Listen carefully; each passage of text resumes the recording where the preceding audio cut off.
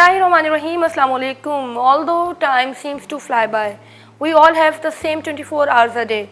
But why is that? Some people are able to accomplish all of their given tasks in those given 24 hours and some people are just unable to finish all that what have been assigned to them.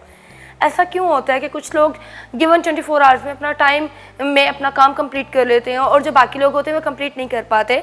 तो ये basically आपके skills के ऊपर depend करते हैं that how effectively and how efficiently are you playing with things and are you playing with the time table. आप जितना ही flexible, आप जितना भी स्किलफुली अपने टाइम टेबल को मैनेज करेंगे उतनी अच्छे तरीके से आप अपनी चीज़ों को भी मैनेज कर पाएंगे। और हम इस टाइम टेबल को डिस्कस करने जा रहे हैं जो कि स्टीफन कवी ने प्रपोज किया था अपनी book the 7 habits of highly effective people, जिसके अंदर उसने 4 टाइप्स ऑफ क्वाड्रेंट्स डिस्कस किए थे, quadrant 1, quadrant 2, quadrant 3 and quadrant 4। First quadrant के अंदर उसने बात की थी these are the urgent and important things, यानी कि आपने अभी करने और बहुत इंपॉर्टेंट है। क्वाड्रेंट 2 के अंदर उसने बात की थी not urgent but important. Quadrant 3 के अंदर उसने बात की थी urgent but not important and quadrant 4 के अंदर उसने बात की थी not urgent and not important.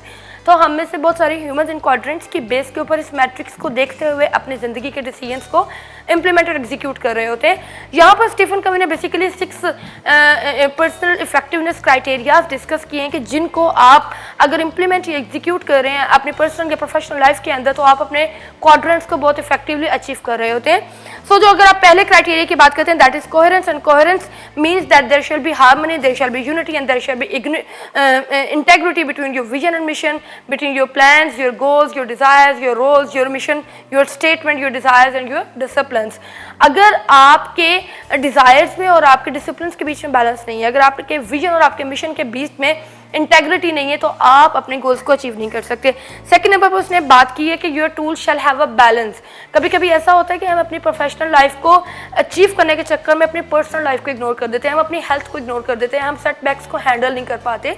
So there shall be a kind of balance between your personal and your professional life. तीसरे नंबर पर उसने बात की है क्वाड्रेंट 2 के क्राइटेरिया को मीटअप करने के, that is focus. Without focus you will be dwelling here and there, so you shall have a deep and keen focus around whatever you are going to do. और उस चीज़ के लिए बहुत important चीज़ क्या होती है कि आपने सोसाइटी के फेसेस को कैसे फेस करना है, आपने सोसाइटी के एक्सपीरियंसेस को कैसे टैकल करना है, आपने लोगों के एक्सपेक्टेशंस को कैसे फुलफिल करना है। फोर्थ नंबर पर होता है पीपल डायमेंशन। एक बात याद रखिएगा कि हम सोसाइटी में कभी भी नहीं रह सकते जब तक हम लोगों की एक्सपेक्टेशंस को इम्प्लीमेंट नहीं कर रहे होते, हम उसके अकॉर्डिंग मूव नहीं कर रहे होते। So your approach shall be principle centred, shall be people centred and shall be according to the expectations of your society, जो कि आपकी सोसाइटी की आपसे वाबस्ता है। फिफ्थ नंबर पर फ्लेक्सिबिलिटी होती है। आपका कोई भी टूल तब तक कामयाब नहीं होता जब तक उसके अंदर फ्लेक्सिबिलिटी नहीं होती है। अगर वो इनफ्लेक्सिबल होगा, अगर वो रिजिड होगा तो आप प्रॉब्लम्स को टैकल नहीं कर पाएंगे, आप उसको चेंज नहीं करेंगे। कभी कभी ऐसा होता है ना कि all of sudden involuntarily problems हमारे सामने आ जाते हैं, हमें उनको हेड ऑन करना पड़ता है, कन्फ्रंट करना पड़ता है और डील करना पड़ता है। तो अगर आपके टूल के अंदर फ्लेक्सिबिलिटी है तो आप उसको चेंज कर सकते हैं अपने मूड स्विंग्स के अकॉर्डिंग, अपनी सोसाइटी के अकॉर्डिंग और अपने इन्वायरमेंट के अकॉर्डिंग। और लास्ट वन जो कि बहुत इंपॉर्टेंट होता है वो होता है portability. For example if you are riding in a bus, if you are moving in a car, तो आपका जो टाइम टेबल है वो इतना पोर्टेबल हो कि आप उसको अपने साथ कैरी कर सकें, आप उसके अंदर चेंजेस ला सकें जो कि आपकी रिक्वायर्ड चेंजेस होती हैं। लेकिन ये तमाम क्राइटेरियाज को मीटअप करने के बाद, ह्यूमन इफेक्टिवनेस को इनकॉर्पोरेट करने के बाद, एफिशिएंसी को एग्जीक्यूट करने के बावजूद स्टिल हम अपने आप के ऊपर मास्टर नहीं कर पाते। So self mastery is the most important thing. तो आपने अगर इन टूल्स को इस्तेमाल करना है तो सेल्फ मास्टरी आप कैसे अचीव कर सकते हैं वो मैं आपके साथ 4 इंपॉर्टेंट चीज़ें डिस्कस करने जा रही हूँ जिनसे आप अपनी सेल्फ के ऊपर कंट्रोल हासिल कर सकते हैं। First thing, you have to identify your roles. For example I have been born as a girl, there might be certain expectations from my side. मैं एज अ डॉटर कैसी हूँ, मैं एज अ वाइफ कैसी हूँ, as a mother कैसी हूँ, as a sister कैसी हूँ, एज अ टीचर कैसी हूँ, एज अ नेबर कैसी हूँ, as a individual human being कैसी हूँ। तो आपने अपने रोल्स को पहले डिफाइन करना है। उनको डिफाइन करने के बाद you have to execute your personality according to your roles, कि आप एज अ हस्बैंड कैसे हैं, आप एज अ मैनेजर कैसे हैं, एज अ प्रोड्यूसर कैसे हैं, एज अ चेयरपर्सन कैसे हैं। क्योंकि आपके साथ जो पीपल अटैच्ड होते हैं they might have certain kind of expectations from your roles given by your own society and given by yourself as well. Second number पर जब आप अपने रोल्स को डिफाइन कर लेते हैं तो सेकंड पॉइंट आता है सेटिंग गोल्स।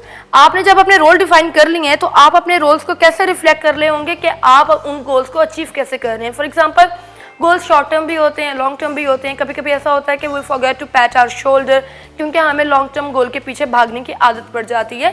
तो आप अपने शॉर्ट टर्म गोल्स भी बना सकते हैं कि मैंने 7 डेज़ के अंदर एज अ मदर इन रोल्स को फुलफिल करना है, या एज अ प्रोड्यूसर मैंने इन डेडलाइंस को मीट करना है, एज अ क्राइसिस मैनेजर मैंने इन चीज़ों को टैकल करना है। तो ये आपकी गोल सेटिंग थ्योरी होती है, या आप इनको सेटिंग गोल भी बोल सकते हैं। तीसरे नंबर पर बहुत इंपॉर्टेंट आपका पॉइंट आता है स्केड्यूलिंग। आप जब तक स्केड्यूल नहीं करते अपनी प्रायोरिटीज़ को, आप जब तक स्केड्यूल नहीं करते अपने इंपॉर्टेंट एंड अनइम्पॉर्टेंट टास्क को, आप तब तक उनको अचीव नहीं कर पा रहे होते। तो यहाँ पर एक चीज़ आप लोगों को मेंशन करना चाहूँगी, you don't have to be a procrastinator. If you are suppose to be a procrastinator, you will be dwelling here and there. You will be procrastinating, delegating the things over other people, over other circumstances, over the situations, and over some other time. So if you're not to be a procrastinator, you are being able to manage your time according to the schedule given to you by your society or by your management. चौथा number पर बहुत important चीज़ होती है daily adapting. हम जो humans होते हैं बड़े फ्लेक्सिबल होते हैं, बड़े अडेप्टेटिव होते हैं। हमें फॉर एग्जांपल अगर अनसीन सर्कमस्टेंसेस अगर हमारे सामने आकर खड़े हो जाते हैं, तो अल्लाह पाक ने हमें इतनी ब्लेसिंग से नवाजा होता है कि हम अपने आप को बदल कर उन सर्कमस्टेंसेस को डील करना सीख जाते हैं। तो ये चीज़ कब पॉसिबल होती है? फॉर एग्जाम्पल अगर आपने एक अपनी ज़िंदगी के अंदर गोल बनाया है, आप उसको डेली बेसिस पर जब तक चेक ऑन नहीं करेंगे, आप उसके ऊपर एक नज़र नहीं रखेंगे, आप उसको क्राइटेरिया को चेक नहीं करेंगे, आप एक्सपेक्टेशंस को मीट नहीं करेंगे, आप उसके बीच में किन किन इंग्रेडिएंट्स को इनकॉर्पोरेट करना है आप उनको नहीं देखेंगे, तब तक आप प्रिंसिपल सेंटर्ड सेल्फ मैस्टरी अप्रोच को इस्तेमाल नहीं कर सकते।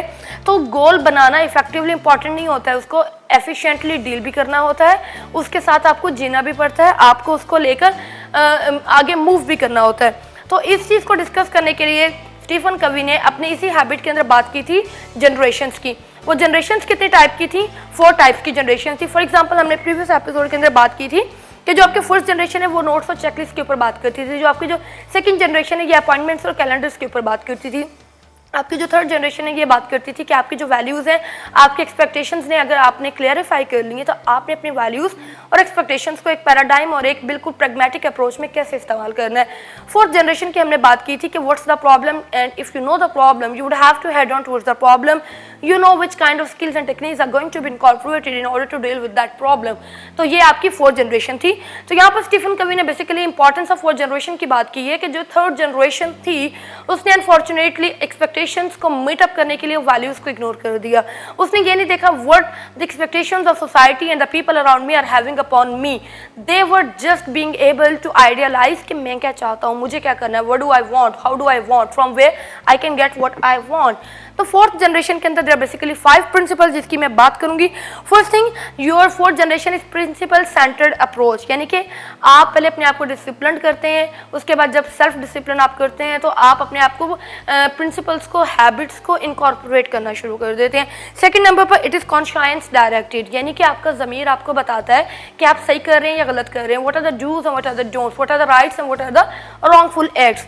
तीसरे नंबर पर आपका जो इस टाइम फोर्थ जनरेशन की आपको बताती है that you are a unique human being and you are suppose to perform certain kind of unique activities as being the unique human being.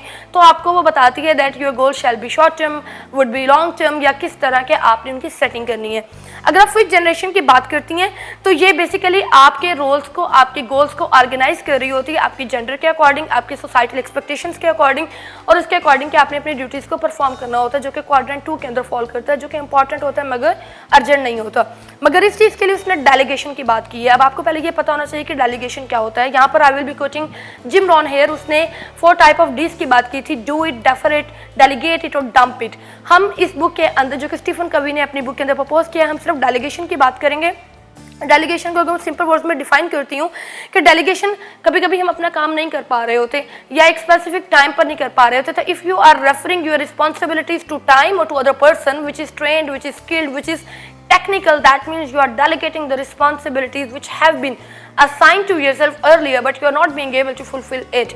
यहाँ पर मैं कोट करना चाहूँगी जेसी पैनी को। जेसी पैनी क्या बोलता है, you must learn the skill to let go। For example अगर मेरे बॉस ने मुझे काम असाइन किया है वो काम मुझे लगता है कि मेरे लिए अर्जेंट है बट इम्पॉर्टेंट नहीं है, तो मैं उसको डेलीगेट कर सकती हूँ, मैं उसको ओपनली बोल सकती हूँ that I am not the right person, you would have to go to another person for the fulfilment and for the accomplishment of the task you have been given to me earlier.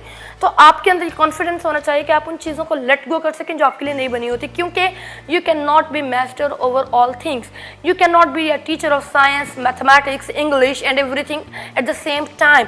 You can be best and perfect in one thing only. अगर आप doctor के पास जाते हैं तो specialist होते हैं, heart specialist और होता है, सर्जन और होता है, मतलब न्यूरोलॉजिकल और न्यूरोलॉजिस्ट और होता है, साइकेट्रिस्ट और होता है। तो आप ये अपनी स्पेशलिटीज़ अपनी स्पेसिफिकेशंस के अकॉर्डिंग डिसाइड कर रहे होते हैं। अब डेलीगेशन की स्टीफन कवी ने 2 टाइप्स बताएंगे, the first one is your gofer delegation and the other one is your stewardship delegation.